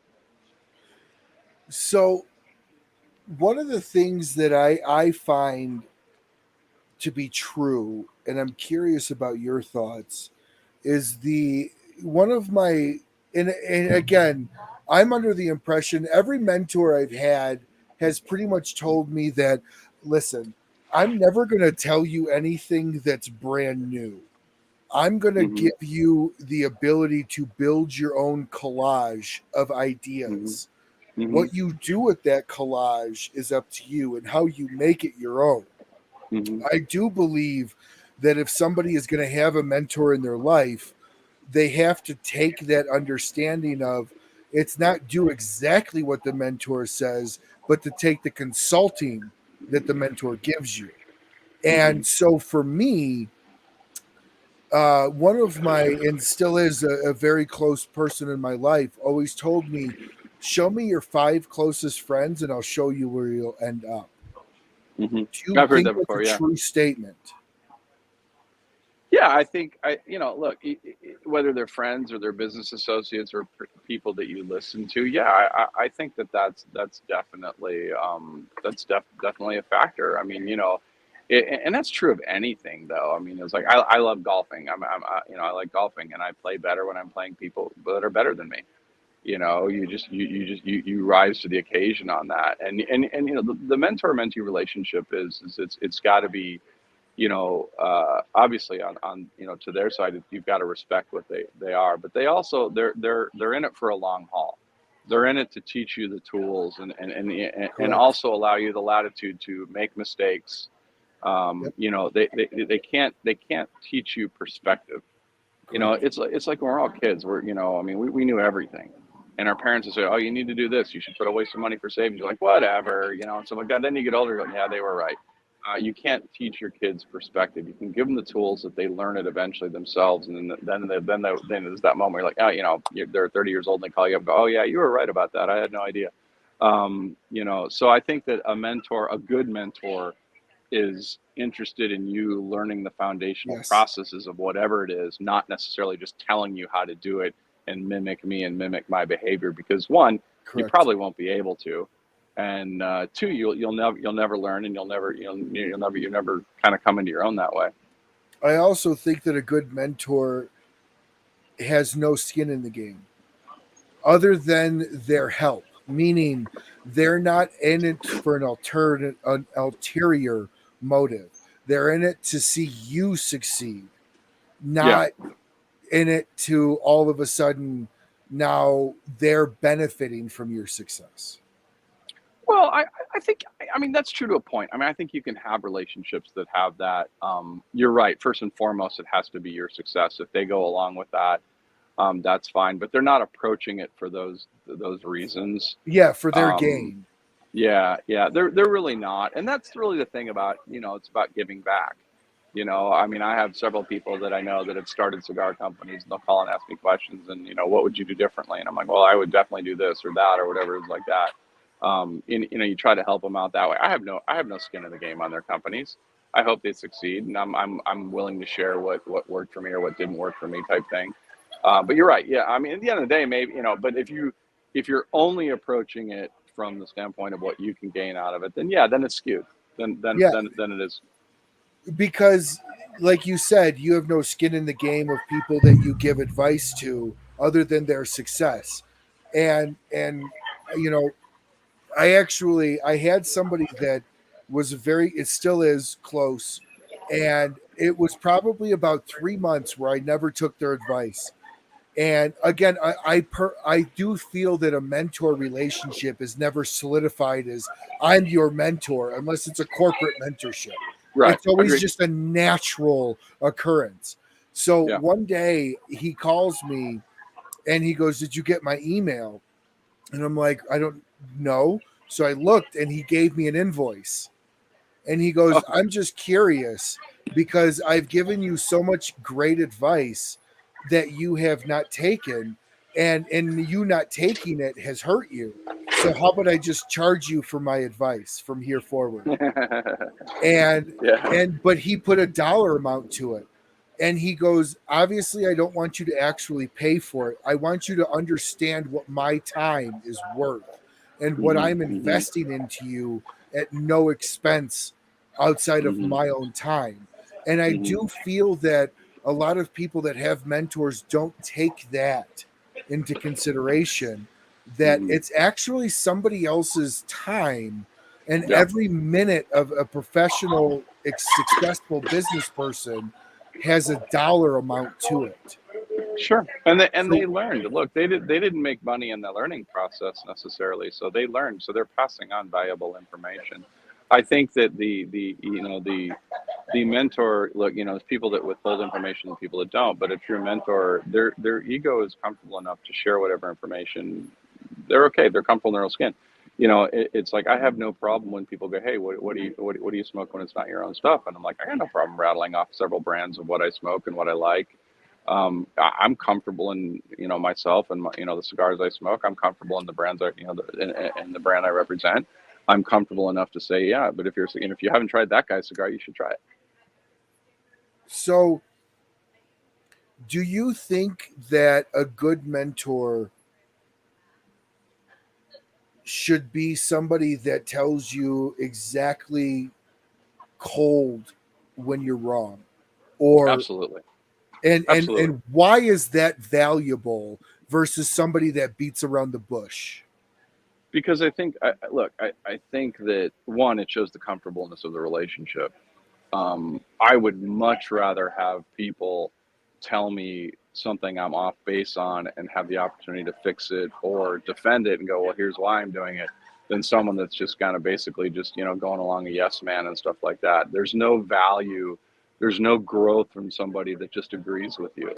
There's no growth in that whatsoever. I mean, you want somebody to say, why would you do that? Why are you doing that? What, did you think about this and that and this and that? And, maybe you did and you made your decision and you're going, look, I'm still going to go this way. Or maybe you didn't think about that stuff. And so if you're on that side of it, if you're the mentee side, you also have to be able to, like I said, check your ego at the door and take a good hard look at what you're doing and make sure that you're going down the right path. You have to take emotion out of it in a lot of Yes. ways. And if you're making business decisions purely on emotion, then that can be a problem. Now, that's not to mistake it for passion. You can be passionate about something Correct. and believe in a project. But one of the clear things of starting anything is that you look for a need that needs to be filled. Mhm. And this isn't cigars. This is just anything in general. You look for a need that needs to be filled. It's impossible to, or very difficult to have something, go create the need, and then fill the need. It's just an uphill battle. People buy things based on a need. No one just for the heck of it goes, well, how do I stop my dog from going to the bathroom in the house when your dog doesn't go to the bathroom in the house? But when you have that and there's stuff all over the house, you're like, crap, I better figure out how I'm going to train this dog. That's a need. And somebody has a training that teaches you how to do that or whatever it may be. So you have, like I said, you gotta be careful when you're talking about emotions, and emotions and passions are two different things. I mean, passion's obviously an emotion, Correct. but I mean, it's okay to be passionate about something, but you've got to be able to step back and take a good look at it. And that's what a mentor, what I find most valuable out of somebody in a lot of ways. Obviously, there's the educational side, but there's also someone willing to call you on your shit and basically Mhm. just go, dude, you are really going down the wrong road here. And that brings me to, what is your take on criticism? And what I mean by that is, I've had several people in my life. So I have about 12 people that I consider to be 12 to 14 that I consider to be mentors. Some Hmm. are personal, Hmm. some are business, and some blend. Hmm. I have had some people call me that I've avoided their phone call because I didn't want to listen to the truth. Hmm. I didn't want to listen to where I knew I screwed up. I knew where I was wrong. Hmm. What is the value in somebody not just knowing where they're wrong, but listening to somebody else's perspective about why they went wrong and critiquing that versus critiquing to critique versus critiquing to build? What is your understanding of each? Well, if you can't accept criticism, meaningful criticism, not just somebody, for the hell of it, but if you can't accept meaningful criticism, then I don't think you can grow. Okay, I just don't think you can. I think you're I just too set agree. in your ways. I don't think you can grow. It's hard. So for example, my wife and I have worked together, and we've owned our own company since '97 or whatever it was, '98. And we learned, working closely together, we have different roles.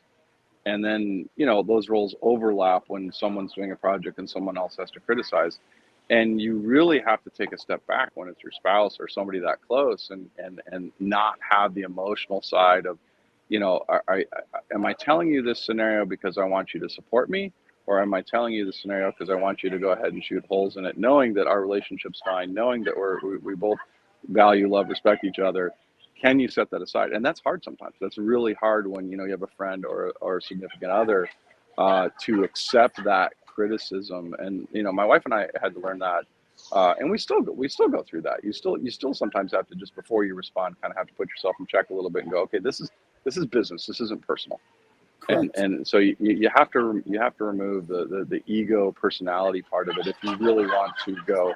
And the nice thing is that if you have that relationship with somebody and you're able to move forward, you're putting out the best possible product, scenario between the two of you, because you've been able to check all that. If you don't, then it goes with liability, and the other person eventually chimes out, and it's not your best work.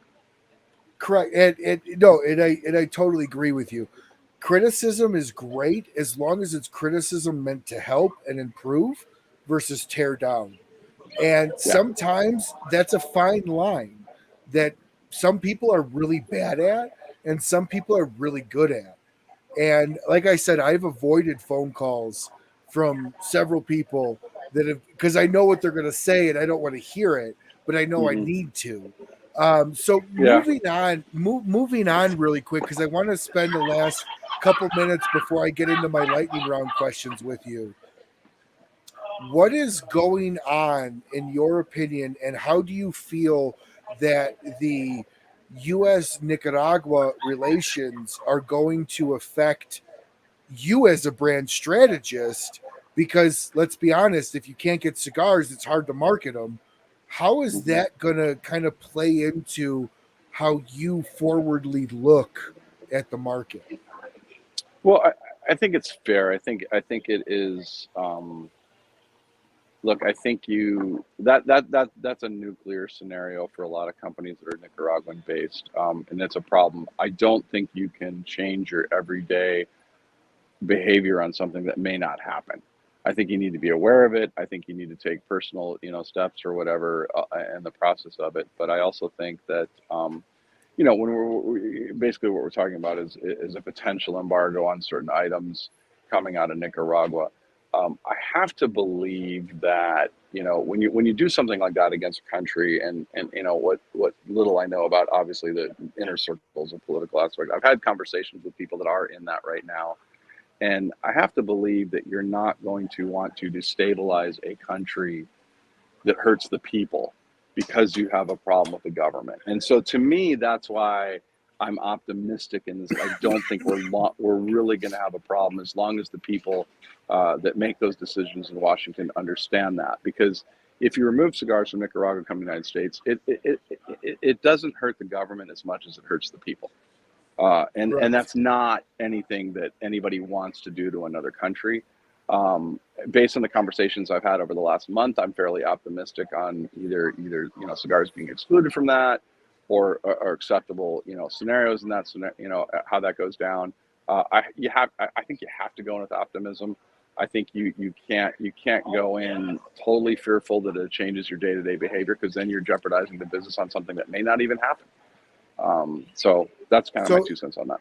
Is Illusione trying to get everything they can get out of Nicaragua as a failsafe, just in case? No, we're business as usual until there's a reason not to be. So if that were to happen, in your opinion, how would that affect the cigar world? Would we be able to maybe then export stuff to like Dominican, Nicaraguan tobacco and roll it from there? Or like, how do you see worst case scenario? I mean, I don't know. I mean, at the end of the day, look, there are, Nicaragua and DR are very close to each other in what they export. Would we have to pivot just like a lot of companies have to pivot? Sure, we would. But I mean, whether we're making cigar, now there's a lot more overlap. There used to be your, Nicaraguan pure or Dominican pure, and now there's a lot more overlap back and forth. You would just have to, address that when it came. But, if you have the ability to make good cigars, you can make good cigars out of any tobaccos. They're just different. That's fair. That's fair. I appreciate a little bit of that insight into that, because I know that does definitely affect Illusione, and Sure. it could affect the market as we know it. Oh, yeah. Because Sure. I do Absolutely. think the majority of cigars have a tendency to come out of the Nicaraguan area. I think that's probably the biggest country for cigars right now. It's both. Dominican and Nicaragua are very close. Dominican and Nicaragua are actually very, very close. They will both say that they're number one. When you look at the numbers, one will edge out one over the other on any given year. Nicaragua has certainly grown, and certainly does have numbers that reflect, being higher, but it's not like, they're 2-1 over DR or anything else. So it's a lot closer than people realize. So before I get into the lightning round, what is the number one difference between running Nomad, because you still obviously did marketing and branding for Nomad, and doing marketing and branding for Illusione? What's the biggest difference that you've seen? For me personally, I don't have to worry about all the stuff that was a pain in the ass. Talking to attorneys every week on what somebody requires for warning labels or doesn't require warning labels, how much tobacco to buy, for the foreseeable future, or, things like that. So, I mean, for me, I get all the fun stuff without the headache. Now I'm still very cognizant, since I did run the business. I do know the behind the scenes working of it. So, whether you're talking about budget or personal expenses to the company, things like that, I still treat it as if it was my company. I don't just because I'm on somebody else's dime or whatever, I don't spend any more money than I would if it was mine. I'm very, very cognizant of that, because it's the right thing to do, and because I understand how hard it is. So, but for me personally, the level of stress is ridiculously lower, as far as, again, how much tobacco, and, if I'm going to do this blend, how many do I roll? And you got payroll, and you got all these other things. I mean, to not have to worry about any of that, and just concentrate on knowing that every cigar that Dion puts together, when he finally, puts his stamp on it and stuff, when I know it's going to be good, to not worry about the blends. And I didn't worry about my own blends as much, but you still always do a little bit. To not worry about all those back of the house things and stuff like that. It's like, man, it's great. So it's a little less stress, but still stressful. I'm not a very stressful person in nature anyway. So, I mean, I feel a responsibility in my role.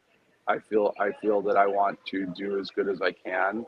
Deanna and I always joke, because 2 years ago, I mean, Deanna and I are talking, and as a marketing guy, I'm like, dude, I'll just help you for free. I mean, I love the brand. I love the cigars, and I know you're not, you're big, but you could be much bigger. And Dion always jokes about that. It's like, I should have just had you do it for me when you said you do it for free. Well, now on to my lightning round questions that I ask every guest.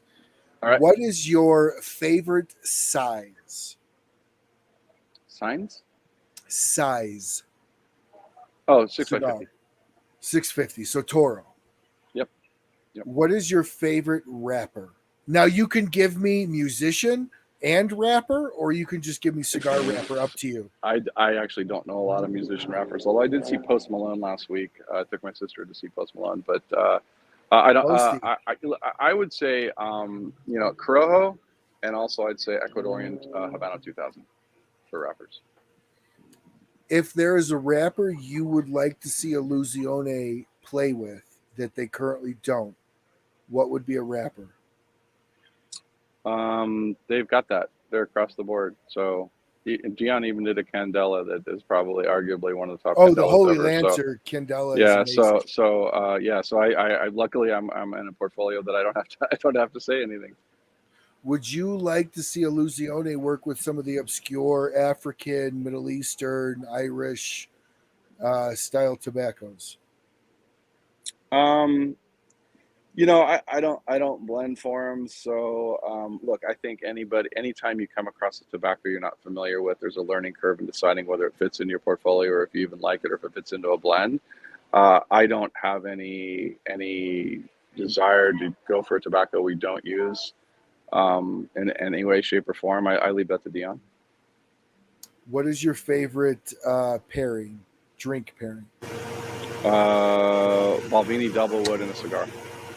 Single malt, man. The way, and by the Yep. way, that gin from Axe and Oak Was it? really, really Okay. good.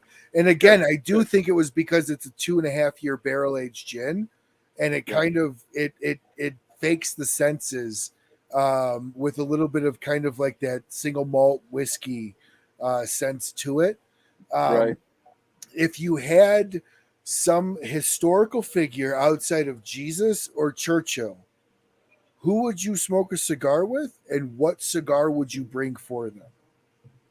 Definitely be Mark Twain. But there's no doubt in my mind on that one. That's always my answer on that. What cigar would I bring with them?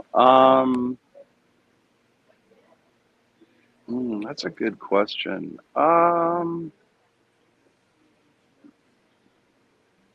I'd probably go with an Illusione Epernay. Epernay, fantastic. Yeah, That's a staple yeah, Illusion cigar yeah, for sure. yeah. I never had that second part to that question, so it's a good question. What would you like to see Illusione do different marketing from how they did it before you to how you do it now? I would say we're in the process of that. Is really just kind of peeling back the curtain, getting out of the shadows, and making it more knowledge as far as what Dion's processes are, which is what we're working on, and then also just people that are not necessarily cigar geeks, but guys that appreciate quality and someone that goes through that process to introduce them to the cigar if they've never had it. What is your favorite cut? I do a straight double guillotine. So you don't do the bite or the fingernail? Nope. See, that's new for me because most of the time when I hear blenders or people that have blender, they're like, I just bite the tip off or I thumb the tip off. Nope. What Cut was the everything. first Straight cut. What was the first cigar you ever smoked?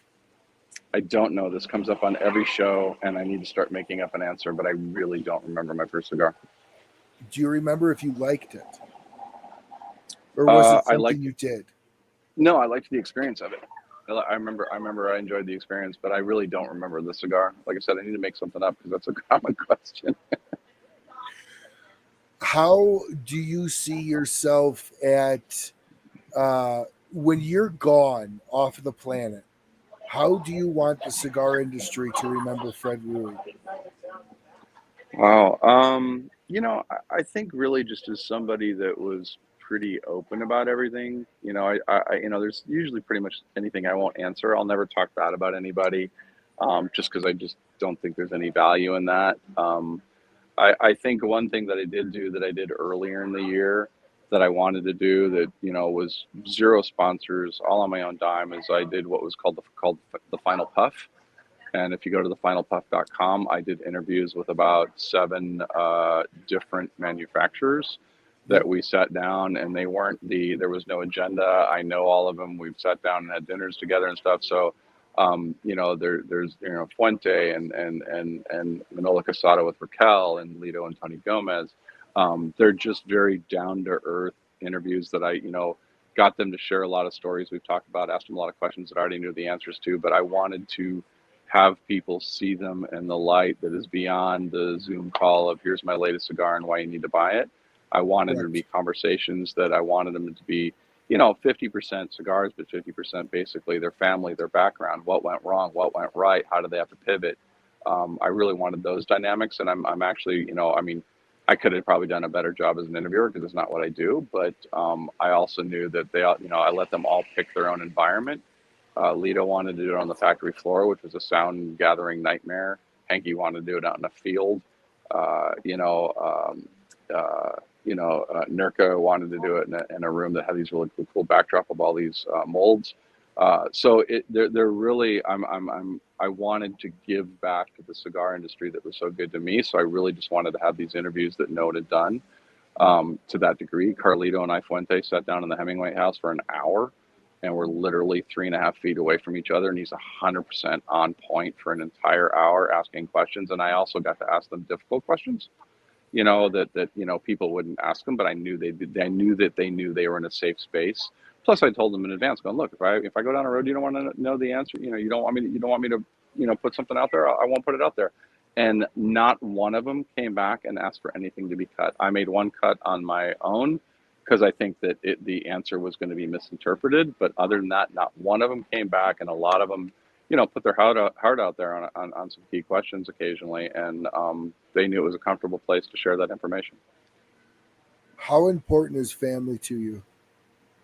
Oh, family's everything. I don't know how you can say that. And that's one of the things I love about the cigar industry. It's one of the things I love about the families that are in the cigar industry is how Absolutely. Much, until you go down there, until you see it and see how they interact with each other and stuff like that.